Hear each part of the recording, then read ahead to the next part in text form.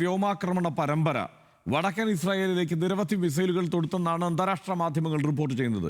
ആക്രമണം തുടക്കം മാത്രമാണെന്ന് ഇറാൻ റവല്യൂഷണറി ഗാർഡ് പ്രസ്താവനയിൽ പറഞ്ഞു. അതേസമയം ലബനനിലേക്ക് ആക്രമണം തുടരുകയാണ് ഇസ്രായേൽ. അശ്വിൻ നാഥ് ഈ വാർത്തയുടെ വിശദാംശങ്ങളുമായി ചേരുന്നുണ്ട്. Ashwin, good morning. ഇന്നിപ്പോൾ വലിയ സങ്കീർണമായ ഒരു അവസ്ഥയിലേക്കാണ് ലോകം വീണ്ടും കടന്നിരിക്കുന്നത് എന്ന് തോന്നുന്നു. കാരണം യുദ്ധം ഏതാണ്ട് അവസാനിക്കുന്നു എന്നുള്ള അവസ്ഥയിലേക്കായിരുന്നു കാര്യങ്ങൾ പോയിരുന്നത്. സംഘർഷം അവസാനിപ്പിക്കുന്നതിന് വേണ്ടിയുള്ള ചർച്ചകൾ തുടങ്ങിയിരുന്നു. അപ്പോഴാണ് ലബനനിലേക്ക് ഇറാൻ ആക്രമണം നടത്തിയത്. അതിനോടുള്ള പ്രതികരണം എന്ന നിലയ്ക്ക് ഇറാൻ ഇപ്പോൾ വീണ്ടും ഇസ്രായേലിനെ ആക്രമിച്ചിരിക്കുന്നു. എന്താണ് വിശദാംശം? Good morning Harshan. ഇസ്രായേലിലേക്ക് ഇറാൻ്റെ കനത്ത മിസൈൽ ആക്രമണം തന്നെയാണ് ഇന്ന് നടത്തിയിട്ടുള്ളത്. ഇത് വലിയ രീതിയിലുള്ള പ്രത്യാഘാതങ്ങൾക്ക് വഴിതിരിക്കുമെന്ന് തന്നെയാണ് നമുക്ക് മനസ്സിലാക്കാൻ സാധിക്കുന്നത്. 2026 ഏപ്രിൽ ആരംഭിച്ച വെടിനിർത്തലിന് ശേഷം ഇത് ആദ്യമായിട്ടാണ് ഈ ഇസ്രായേലിലേക്ക് ഇറാൻ്റെ ആക്രമണം ഉണ്ടാകുന്നത്. ഇതിന് വലിയ രീതിയിലുള്ള തിരിച്ചടികൾ തന്നെ നേരിടേണ്ടി വരുമെന്നുള്ള രീതിയിൽ തന്നെയാണ് ഇറാൻ്റെ സ്പീക്കർ വ്യക്തമാക്കിയിരിക്കുന്നത്. റിപ്പോർട്ടുകളുടെ അടിസ്ഥാനത്തിൽ ഇറാൻ്റെ വലിയ പ്രത്യാഘാതങ്ങൾ നേരിടുമെന്നും ദുർബലമായ വെടിനിർത്തൽ തുടരുമെന്നുള്ള രീതിയിലുള്ള പ്രസ്താവനകൾ തന്നെയാണ് ഇറാൻ്റെ ഭാഗത്തു നിന്ന് വ്യക്തമാക്കുന്നത്.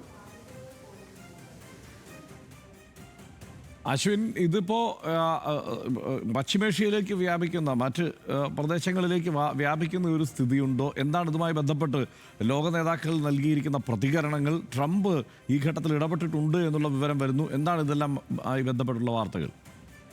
ലോക നേതാക്കളുടെ പ്രതികരണം ഇതോടൊപ്പം തന്നെ വന്നുകൊണ്ടിരിക്കുകയാണ്.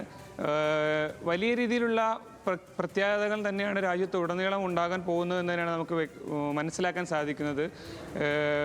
ബാക്കിയുള്ള പ്രതികരണങ്ങളെല്ലാം തന്നെ നമ്മൾ കാത്തിരിക്കുകയാണ്. ഏതായാലും ഇതൊരു രണ്ടാമതും സംഘർഷത്തിലേക്ക് പോകുന്ന ഒരു സാഹചര്യം തന്നെയാണ് ഇവിടെ ഉണ്ടാകുന്നത്. ഏതൊക്കെ രീതിയിലാണ് രാജ്യം ഇതിനെ പ്രയാസങ്ങളിലേക്ക് പോകുന്നത് നമുക്ക് കണ്ടറിയേണ്ടി വരും. റൈറ്റ്. ഈ കാര്യത്തിൽ എന്തായാലും തുടർന്ന് ആക്രമണം ഉണ്ടാകരുത് എന്നുള്ള നിലപാട് ട്രംപ് വീണ്ടും സ്വീകരിച്ചിട്ടുണ്ട്. ഇസ്രായേലിനെ അങ്ങനെ അറിയിച്ചിട്ടുണ്ട്. സമാധാനത്തിലേക്കാണ് പോകേണ്ടത് എന്ന്. നേരത്തെ ലബനനിലേക്ക് ഇസ്രായേൽ ആക്രമണം നടത്തുന്ന ഘട്ടത്തിലാണ് രൂക്ഷമായ ഭാഷയിൽ ട്രംപ് പ്രതികരിക്കുന്ന സാഹചര്യമുണ്ടായത്. സംഘർഷം അവസാനിപ്പിക്കാൻ വേണ്ട ചർച്ചകളിലേക്ക് കടക്കുന്ന ഘട്ടത്തിൽ, അല്ലെങ്കിൽ ആ ചർച്ചകൾ സജീവമാകുന്ന ഘട്ടത്തിലാണ് ലബനന് നേരെ വീണ്ടും ഇസ്രായേൽ ആക്രമണം നടത്തിയത്. അന്ന് രൂക്ഷമായ ഭാഷയിൽ ട്രംപ് പ്രതികരണം നടത്തിയിരുന്നു. അതിനൊക്കെ ശേഷം പക്ഷേ ആ ലബനനെതിരെയുള്ള ആക്രമണം തുടരുന്ന പശ്ചാത്തലത്തിലാണ് ഇറാൻ ഇപ്പോൾ ഇസ്രായേലിന് നേരെ ആക്രമണം നടത്തിയിരിക്കുന്നത്. ബാലിസ്റ്റിക് മിസൈലുകൾ അടക്കം ഇന്നലെ വിക്ഷേപിച്ചു എന്നുള്ള വിവരമാണ് പുറത്തു വരുന്നത്.